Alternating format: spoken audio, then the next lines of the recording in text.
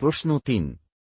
জগতে সবচেয়ে আশ্চর্যকর বিষয় কি? উত্তর, ধর্মপুত্র শ্রীভদ্র শ্রবার উক্তি দিয়ে শ্রীমদ্ভাগবতে বলা হয়েছে, অহ বিচিত্রং ভগব বিচেষ্টিতং ঘ্নন্তং জনহয়ং হি মিশন্নন পশ্যতি ধ্যানসদ্যর হি বিকর্ম সেবিতুং নিত্যপুত্রং পিতরং জিজিবিশতি।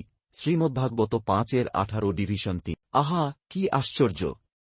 এইসব মানুষ আসন্ন প্রাণপহারক ভয়ঙ্কর মৃত্যুকে দেখেও দেখছে না। মৃত পিতা বা মৃত পুত্রকে দাহ করে এসে তারা মৃতের ধনসম্পত্তি দ্বারা অতি তুচ্ছ বিষয় সুখ ভোগ করবার আশায় জীবন ধারণ করে থাকতে ইচ্ছা করছে। মানুষ ভাবছে সবাই মরে গেলেও আমি মরব না। এই বিষম মূর্খামির জন্যই মানুষ মৃত্যুর জন্য প্রস্তুত হয় না। ভগবানের পাদপদ্মে তার মতি হয় না, সে কেবল দুঃখময় জগতে সুখভোগের অন্ধ আশায় জীবন কাটিয়েই যায়। এটাই সবচেয়ে আশ্চর্যকর। যুধিষ্ঠির মহারাজও বকরাপি ধর্মের অনুরূপ একটি প্রশ্নে এই রকমই উত্তর দিয়েছিলেন।